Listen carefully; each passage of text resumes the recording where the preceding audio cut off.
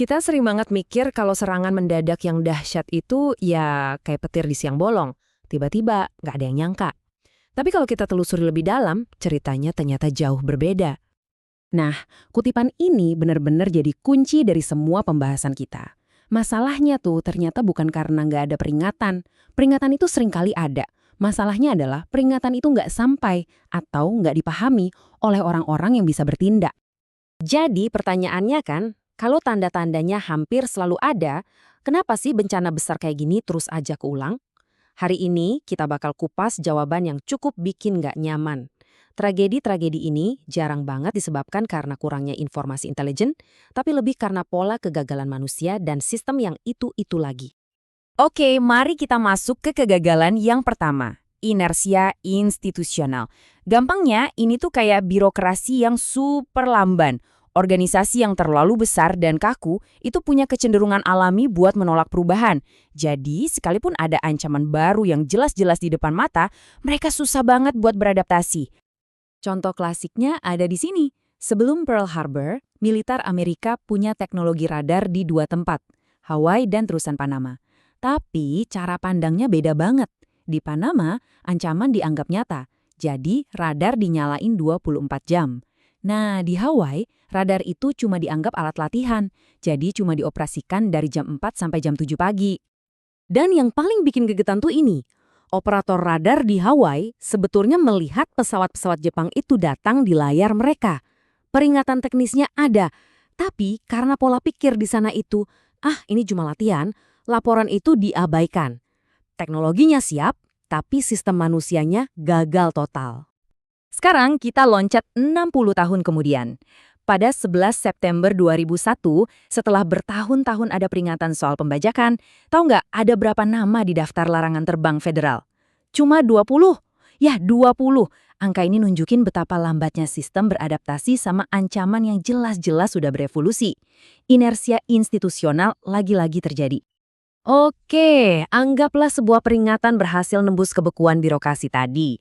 Apakah masalah selesai? Belum tentu. Kegagalan berikutnya bisa terjadi justru ketika informasinya udah di tangan yang benar. Tapi kepemimpinan dan rantai komandonya malah ambruk pas lagi genting-gentingnya. Ini salah satu studi kasus kegagalan komando yang paling mencengangkan. Serangan Jepang ke Filipina itu terjadi setelah Pearl Harbor. Artinya, komandan di sana, Jenderal MacArthur, punya waktu berjam-jam buat persiapan. Ini bukan lagi soal nggak ada intelijen, informasinya udah jelas banget. Tapi entah kenapa tindakan yang diperlukan nggak pernah diambil. Coba kita lihat ini masa ini. 9 jam. Itulah jeda waktu antara kabar Pearl Harbor sampai bom pertama jatuh di Filipina. 9 jam penuh keraguan-raguan, di mana permintaan untuk menyerang lebih dulu ditolak, dan akhirnya sebagian besar kekuatan udara Amerika di Pasifik hancur lebur bahkan sebelum sempat mengudara. Nah, di era modern, masalahnya bisa jadi kebalikannya. Kalau di kasus MacArthur, masalahnya ada di satu orang yang ragu-ragu, pas 911 masalahnya adalah terlalu banyak orang yang bicara di saat bersamaan, tapi nggak ada satupun yang benar-benar megang kendali.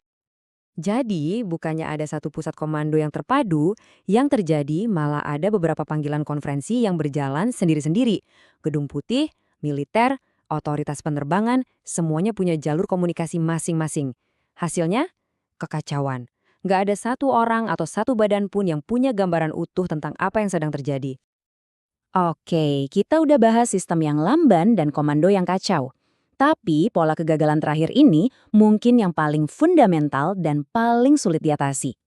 Kenapa? Karena ini bukan soal sistem atau prosedur. Ini soal cara kerja otak manusia. Kegagalan untuk mempercayai sesuatu yang kelihatannya mustahil. Ini dia intinya. Peringatan paling gamblang sekalipun bisa jadi mental kalau apa yang diperingatkan itu ada di luar batas imajinasi kita. Ini bukan soal logika, tapi soal apa yang kita sebagai manusia anggap sebagai sesuatu yang mungkin terjadi di dunia nyata. Coba deh pikirin ini baik-baik. Tanggal 6 Agustus 2001, sebulan lebih sebelum serangan terjadi, dokumen intelijen harian paling rahasia untuk presiden punya judul yang gak bisa lebih lugas dari ini. Peringatannya bukan lagi tersirat, tapi terpampang jelas. Dengan peringatannya sebegitu langsung dan mengerikan, kita pasti mikir bakal ada siaga nasional besar-besaran kan? Tapi yang terjadi justru jadi contoh sempurna dari kegagalan imajinasi. Nggak ada. nggak ada peningkatan level siaga, nggak ada kebijakan keamanan baru yang signifikan. Peringatannya diterima, tapi nggak benar-benar dipercaya. Ancamannya itu begitu berani, begitu di luar kebiasaan, sampai-sampai dianggap skenario yang mustahil, meskipun intelijen udah bilang sebaliknya.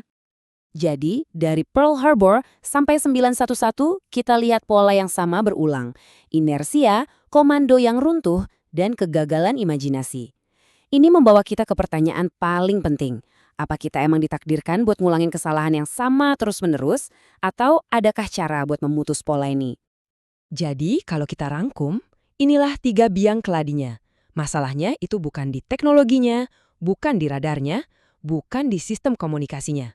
Akar masalahnya jauh lebih dalam, ada di cara kita berpikir sebagai manusia dan cara organisasi besar kita berfungsi. Pelajaran dari semua bencana ini sebenarnya nunjukin jalan ke depan. Solusinya bukan soal teknologi yang lebih canggih, tapi soal mengubah perilaku, terutama di level puncak. Pemimpin harus terlibat langsung, latihan harus dibuat serealistis mungkin, dan sistem harus dirancang dengan asumsi bahwa manusia bisa panik dan bingung. Dan akhirnya, ini pertanyaan penutup yang paling penting.